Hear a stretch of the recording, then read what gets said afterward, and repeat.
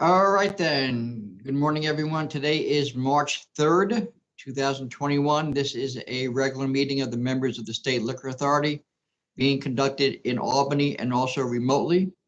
We have in attendance in the Albany offices Chairman Bradley. We have attendance in Albany, General Counsel Meyerhoff, Deputy Commissioner of Licensing Roberts, and myself, Secretary Donahue. The next meetings of the authority are going to be March 17th, March 31st, April 14th, April 28th. Those are all Wednesdays. Before we get going, Chairman, is there any announcements that have to be made? No, almost. Oh, Adam, do you have one about the? Yeah, about the U.S. mail. Yeah. So we recognize and understand that there are severe delays in the mailing. We're getting notified of many different types of applications, as well as renewals and other packages being sent to the authorities, either mailboxes or PO boxes. And we ask that people acknowledge that there are delays with the mailing system and that they are accounting for that in their processing times. The authority will not be accepting packages directly for renewals or license applications. They still need to be sent to the correct PO boxes and addresses. And while we understand that it is not something that we have control over, we do ask that applicants and representatives plan accordingly for those delays in mailings. And what's the delay? Like, how bad is the delay that we're experiencing? Typically, we're seeing 4 to 6, sometimes as great as 8-week delays in the mailings. So if you have renewals that are coming due, please make sure you send those in ahead of time, not wait till the last minute. And if you have license applications, please, again, factor that processing mailing time into your application processing time. And that's for U.S. Postal overnight mail in some instances as well, right? That's correct. That's what we're seeing.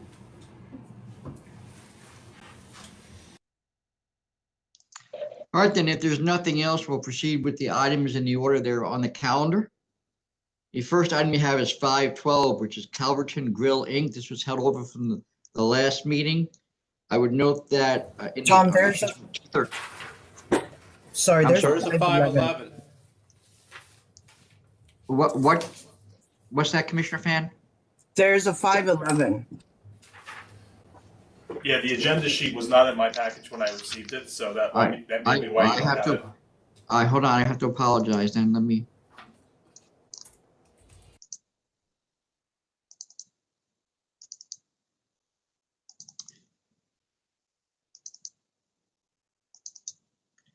Because I didn't have it either. Yes, I apologize for that. 511 is Brothers BRONXWOOD Deli Grocery Corp. This is a defaulted pleading. I'm at 7,000. I'm at 7,000.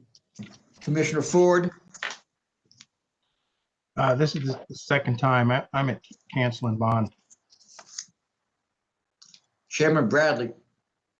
So I'll go 7,000. Usually, I think we do the third one, don't we? Cancel bond. Oh, okay. I'll change mine to 7,000 as well then. All right then.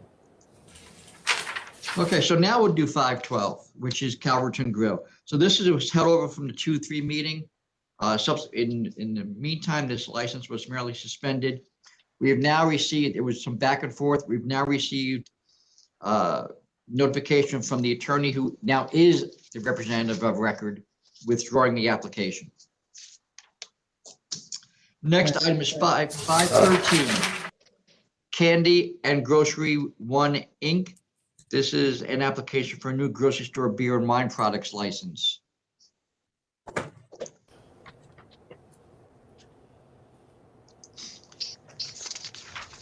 we ready this to? Is an AX. This is an AX. No employees, principal to manage. Prior application here was denied. A prior application here was denied because the applicant had pending felony charges. The new applicant is the son of the former applicant. The place does have some adverse history with untaxed cigarettes and sales to minor. Applicant says that he's owned this place since December of 2018, but the old license was not turned in until November of 2019. And the applicant actually has the premise as his home address. which I guess is possible, but.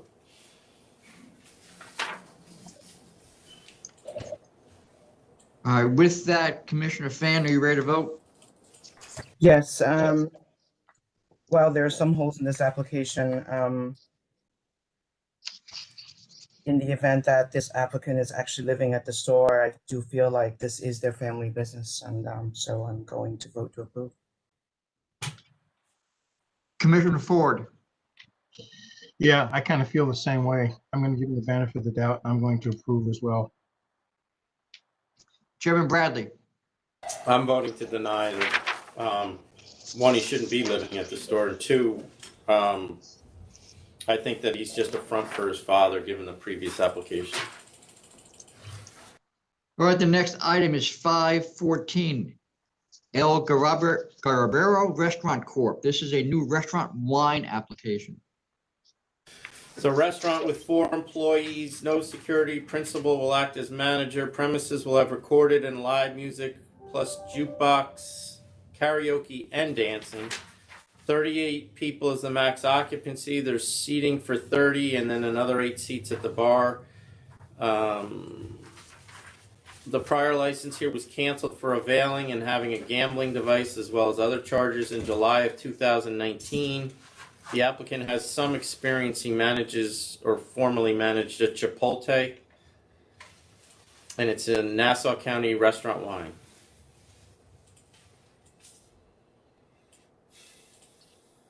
Sorry, with that, Commissioner Fan,